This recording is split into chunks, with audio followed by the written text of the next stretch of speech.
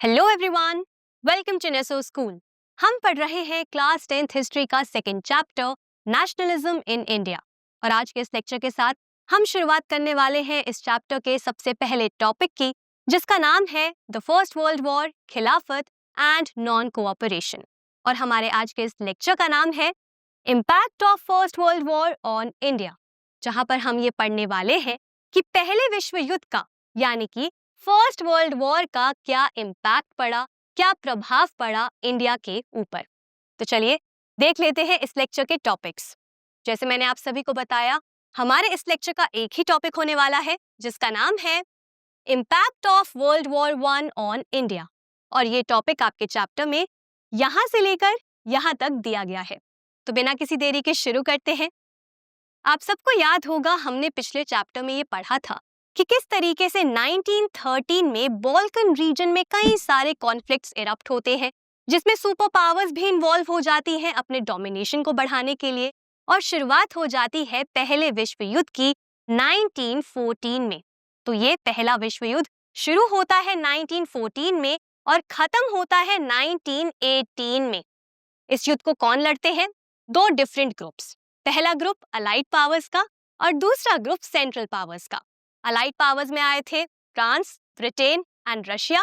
वहीं पर central powers में थी Germany, Bulgaria, Ottoman empire and Austria Hungary empire. इन दोनों के बीच में झगड़ा होता है, इन दोनों के बीच में जंग होती है 1914 में, जो खत्म होती है 1918 में। और इस जंग में कौन जीतता है? Allied powers. अब जैसे मैंने आप सभी को बताया, अलाइड पावर्स में ब्रिटेन भी शामिल था।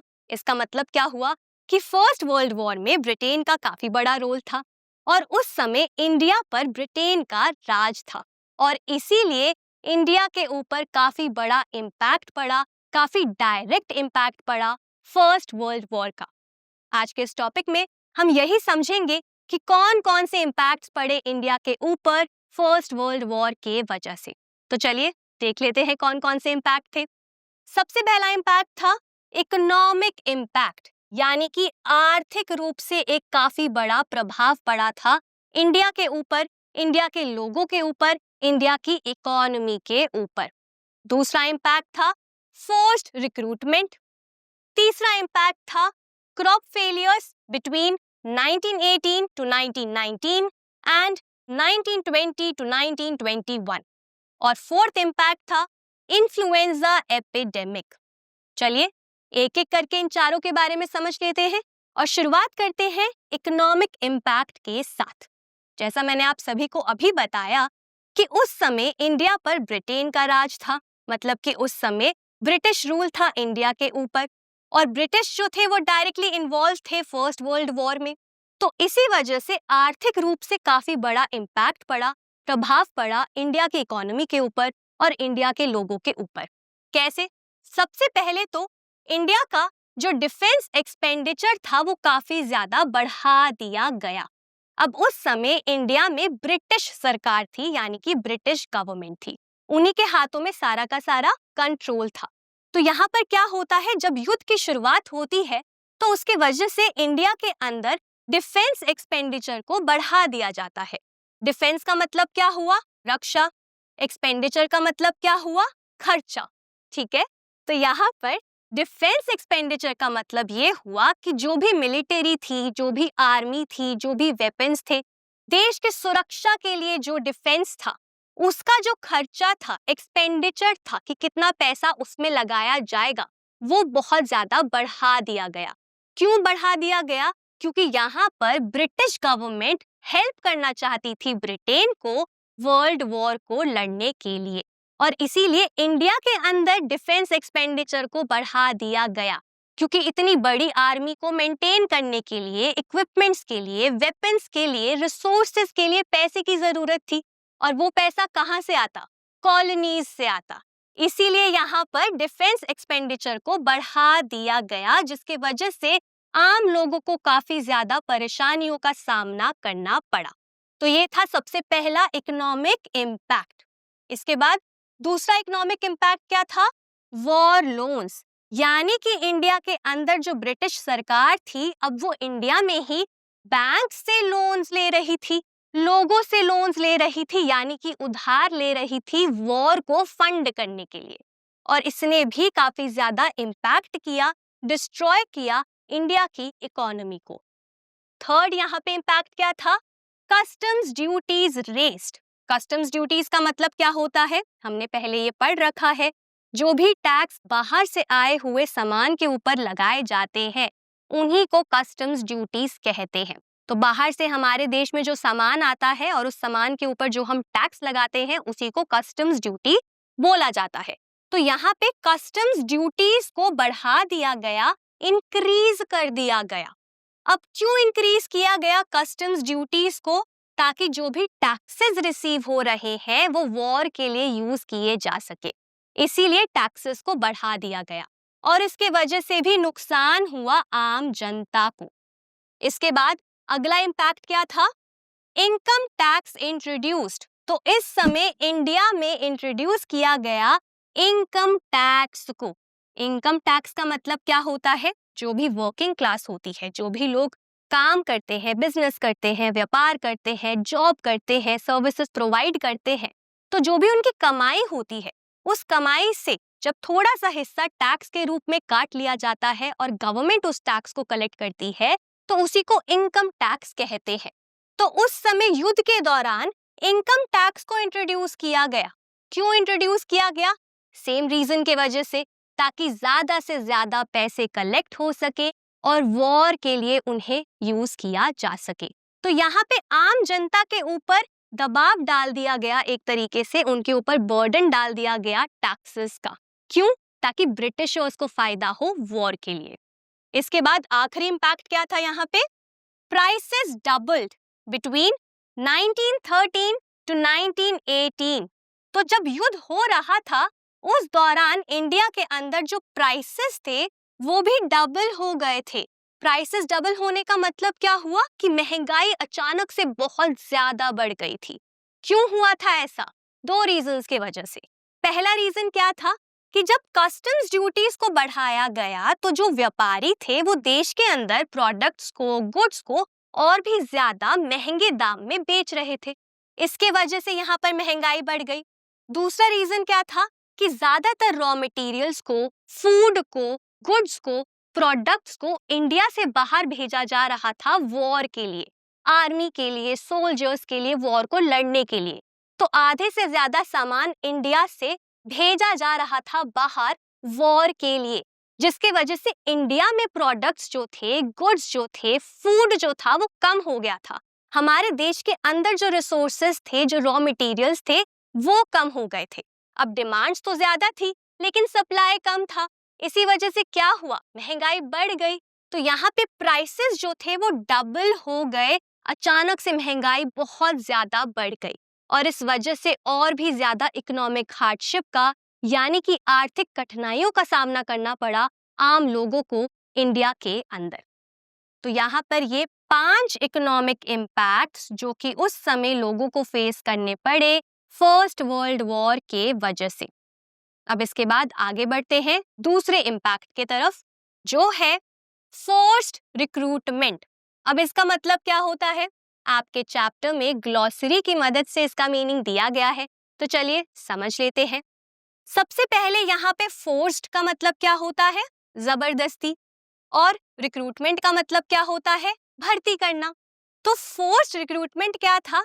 ये एक ऐसा प्रोसेस था जिसके थ्रू कॉलोनियल स्टेट्स जबरदस्ती लोगों को आर्मी में भर्ती कर रही थी, आर्मी में शामिल कर रही थी वॉर लड़ने के लिए। तो फोर्स्ड रिक्रूटमेंट एक ऐसा प्रोसेस था जिसके थ्रू कॉमन लोगों को जबरदस्ती भर्ती किया जा रहा था वॉर लड़ने के लिए ब्रिटिश आर्मी में। तो इस समय इंडिया में जबरदस्ती विलेजेस में जाकर ब्रिटिशर्स क्या कर रहे थे? कॉमन लोगों को बुला रहे थे, उनके साथ जबरदस्ती करके उन्हें शामिल कर रहे थे, भर्ती कर रहे थे आर्मी में, ब्रिटिश आर्मी में, ताकि आर्मी का जो साइज है, जो नंबर है, वो बहुत ज्यादा बढ़ जाए और वॉर में उनको फायदा हो। और इस वजह से जो विलेजर्स थे, इंडिया के जो कॉमन लोग थे, वो बहुत ज्यादा गुस्सा भी हो गए थे ब्रिटिशर्स से और यहीं से एक तरीके से लोगों के अंदर काफी ज्यादा फ्रस्ट्रेशन बढ़ चुकी थी ब्रिटिशर्स के लिए और यहीं से नेशनलिज्म की भावना और ज्यादा स्प्रेड हो गई थी लोगों के बीच में, क्योंकि जिस वॉर में उनका कोई रोल ही नहीं था, जिस युद्ध को लोगों ने शुरू ही नहीं किया था, उस युद्ध में उनको लड़ना पड़ रहा था ब्रिटिशर्स की वजह से। ठीक है, तो यहाँ पे इस वजह से नेशनलिज्म की भावना भी बहुत ज्यादा बढ़ जाती है लोगों के बीच में। और ये है दूसरा इम्पैक्ट फर्स्ट वर्ल्ड वॉर का। इसके बाद आगे बढ़ते हैं और समझ लेते हैं थर्ड इम्पैक्ट के बारे में, जो है क्रॉप फेलियर्स, जो कि आए between 1918 to 1919 and 1920 to 1921। Crop failures का मतलब हमने पहले भी पढ़ा है। क्रॉप फेलियर्स का मतलब होता है जब फसल खराब हो जाती है। क्यों खराब हो जाती है? कई सारे रीजंस के वजह से। बारिश नहीं हुई या बारिश बहुत ज्यादा हो गई, तो इन सब रीजंस के वजह से जब फसल खराब हो जाती है तो उसी को क्रॉप फेलियर्स कहते हैं। और क्रॉप फेलियर्स काफी ज्यादा एक्सट्रीम तरीके से अकर हुए इंडिया में 1918 में, 1919 में और 1920 टू 1921 के बीच में। अब यहाँ पर आप सभी सोचेंगे कि मैम क्रॉप फेलियर्स तो नेचुरली हो सकता है, क्रॉप फेलियर्स ब्रिटिशर्स की गलती थोड़ी थी, या वर्ल्ड वॉर की वजह से कैसे ये एक इम्पैक्ट बन गया? चलिए ये मैं आप सभी को बता देती हूँ। मैंने अभी आपको बताया था कि किस तरीके से इंडिया में प्राइसेस डबल हो गए थे। क्यों डबल हो गए थे? क्योंकि काफी सारे गुड्स को, प्रोडक्ट्स को, रॉ मटेरियल्स को और फूड को इंडिया से बाहर भेजा जा रहा था। करेक्ट? तो यहाँ पर ऑलरेडी इंडिया में शॉर्टेज थी फूड की, और जब क्रॉप फेलियर्स हो गए इंडिया में वॉर के बाद, तो उसके वजह से इंडिया की जो सिचुएशन थी वो और भी ज्यादा वर्स हो गई और इंडिया में अक्यूट शॉर्टेजेस हो गई फूड की। इसीलिए क्रॉप फेलियर्स को एक इम्पैक्ट बोला गया है वर्ल्ड वॉर 1 का, क्योंकि देश में ऑलरेडी कमी हो चुकी थी रॉ मटेरियल्स की और फूड की वॉर के वजह से, और अब जब क्रॉप फेलियर्स हुए तो उसके वजह से ये सिचुएशन एक्यूट हो गई। एक्यूट का मतलब क्या है? इंटेंस हो गई, तीव्र हो गई, और देश के अंदर फूड की बहुत ज्यादा कमी हो गई। और इस वजह से इंडिया में क्या आया? फेमाइन आया। फेमाइन का मतलब क्या होता है? अकाल। ये एक ऐसी सिचुएशन है जहां पर काफी लंबे समय तक फूड की शॉर्टेज हो जाती है, जिसके वजह से कई सारे लोगों को खाना नहीं मिल पाता है, फूड नहीं मिल पाता है, जिसके कारण उनकी मृत्यु हो जाती है। तो उसी सिचुएशन को फेमाइन बोला जाता है, और फेमाइन इंडिया में अकर हुआ इसी दौरान, क्योंकि फूड की एक्यूट शॉर्टेजेस हो चुकी थी और काफी लंबे समय तक लोगों को खाना नहीं मिल पा रहा था। एक तो पहले से ही खाना कम था और यहाँ पर अब क्रॉप फेलियर्स हो गए थे। इसीलिए ये थर्ड इंपॉर्टेंट इम्पैक्ट है फर्स्ट वर्ल्ड वॉर का। अब इसके बाद आगे बढ़ते हैं और समझ लेते हैं फोर्थ इम्पैक्ट के बारे में, जो है इन्फ्लुएंजा एपिडेमिक। इन्फ्लुएंजा क्या था? इन्फ्लुएंजा एक बीमारी का नाम है जिसे स्पेनिश फ्लू भी बोला जाता है। ठीक है, और एपिडेमिक का मतलब क्या होता है? एपिडेमिक का मतलब होता है महामारी। मतलब कि जब एक देश के अंदर या फिर एक रीजन के अंदर कोई बीमारी बहुत ज्यादा फैल जाती है तो उसी को एपिडेमिक बोला जाता है। जैसे कि उस समय 1918 में इंडिया के अंदर एक्सट्रीमली इन्फ्लुएंजा फैल गया था, स्प्रेड हो गया था, जिसके वजह से इंडिया के लिए ये एक एपिडेमिक था। अब आप में से कुछ बच्चे होंगे जो ये सोच रहे होंगे कि मैम एपिडेमिक और पैंडेमिक के बीच में फिर क्या फर्क होता है? तो चलिए ये भी समझ लेते हैं। जैसे मैंने अभी आपको बताया, एपिडेमिक में क्या होता है? एक रीजन के अंदर, एक देश के अंदर कोई बीमारी बहुत ज्यादा फैल जाती है। ठीक है, लेकिन पैंडेमिक में क्या होता है? पैंडेमिक में एक बीमारी कई सारे देशों में फैल जाती है। For example corona virus. Corona virus कई सारे देशों में फैल गया था, एक्सट्रीम तरीके से फैल गया था, तो वो क्या है? एक पेंडेमिक है। ठीक है, तो एपिडेमिक क्या होता है? जो एक देश के अंदर बीमारी फैलती है, और पेंडेमिक कब होता है? जब कई सारे देशों में एक बीमारी फैल जाती है। अब आई होप आप सभी को एपिडेमिक का मतलब भी समझ में आ गया होगा और पेंडेमिक का मतलब भी समझ में आ गया होगा। तो यहाँ पर 1918 में क्या होता है? इन्फ्लुएंजा जो बीमारी थी वो इंडिया के अंदर बहुत ज्यादा फैल जाती है। अब ये बीमारी इंडिया में आती कैसे है और क्यों इसे एक इम्पैक्ट बोला गया है फर्स्ट वर्ल्ड वॉर का? ऐसा इसीलिए क्योंकि जैसे मैंने अभी आपको बताया था कि कई सारे लोगों को जबरदस्ती भर्ती किया गया था ब्रिटिश आर्मी में और युद्ध लड़ने के लिए उन्हें बाहर भेज दिया गया था। अब उस समय कई सारी कंट्रीज में इन्फ्लुएंजा बीमारी फैल रही थी। ठीक है, तो बाकी देशों में भी ये बीमारी थोड़ी थोड़ी उस समय फैलती जा रही थी।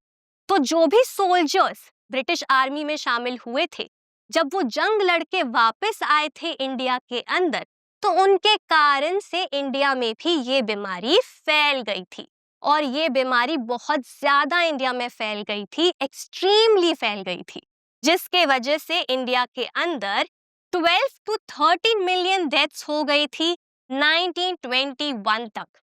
12 to 13 मिलियन का मतलब पता है क्या हुआ? 1.2 करोड़ एंड 1.3 करोड़। तो इतने सारे लोगों की मृत्यु हो गई थी इस बीमारी के वजह से और साथ ही साथ फेमाइन के वजह से 1921 तक। तो यहाँ पर हमारे देश के अंदर इन्फ्लुएंजा बीमारी भी फर्स्ट वर्ल्ड वॉर के वजह से ही फैली, इसीलिए इसे भी एक इम्पैक्ट बोला गया है फर्स्ट वर्ल्ड वॉर का। अब आई होप आप सभी को ये चारों ही इम्पैक्ट्स अच्छे से समझ आ गए होंगे। अब इकोनॉमिक इम्पैक्ट के साथ साथ पॉलिटिकल इम्पैक्ट भी आया था फर्स्ट वर्ल्ड वॉर का इंडिया के ऊपर। वो कैसे? जब ये सारी सिचुएशंस इंडिया में अकर हुई, लोगों ने बहुत ज्यादा सफर किया, तो उनको नजर आया कि उनके साथ बहुत ज्यादा अत्याचार किया जा रहा है, उन्हें एक्सप्लॉइट किया जा रहा है, जिसके वजह से अब वो जागरूक हुए। अब उनके अंदर नेशनलिज्म की भावना और ज्यादा राइज हुई, वो और ज्यादा अब आजादी के लिए आगे बढ़ने लग गए और इसी वजह से ये बन जाता है एक political impact first world war का। अगर मैं आपके एग्जाम पॉइंट ऑफ व्यू से बात करूं तो ये टॉपिक आपके लिए जरूरी है, क्योंकि 5 मार्क क्वेश्चन में ये क्वेश्चन आपसे पूछा जा सकता है कि क्या पॉलिटिकल एंड इकोनॉमिक इम्पैक्ट पड़ा था फर्स्ट वर्ल्ड वॉर के वजह से इंडिया के ऊपर, या फिर ये भी पूछा जा सकता है कि क्या पॉलिटिकल एंड इकोनॉमिक इम्प्लीकेशंस थे इंडिया के ऊपर वर्ल्ड वॉर 1 के वजह से। तो वहां पर आप यही आंसर लिखेंगे और इन्हीं पॉइंट्स को अच्छे से समझाएंगे। तो अब आई होप आपको ये टॉपिक अच्छे से समझ आ गया होगा। तो इसी के साथ हमारा आज का ये टॉपिक, जिसका नाम था impact of world war 1 on India, यहीं पर खत्म होता है। मैं उम्मीद करती हूँ ये टॉपिक आपको पढ़ने में काफी मजा आया होगा और ये टॉपिक आपको बहुत इंटरेस्टिंग भी लगा होगा। आज के लिए बस इतना ही। अब मैं मिलूंगी आपसे अगले लेक्चर में एक नए और इंटरेस्टिंग टॉपिक के साथ। Thank you.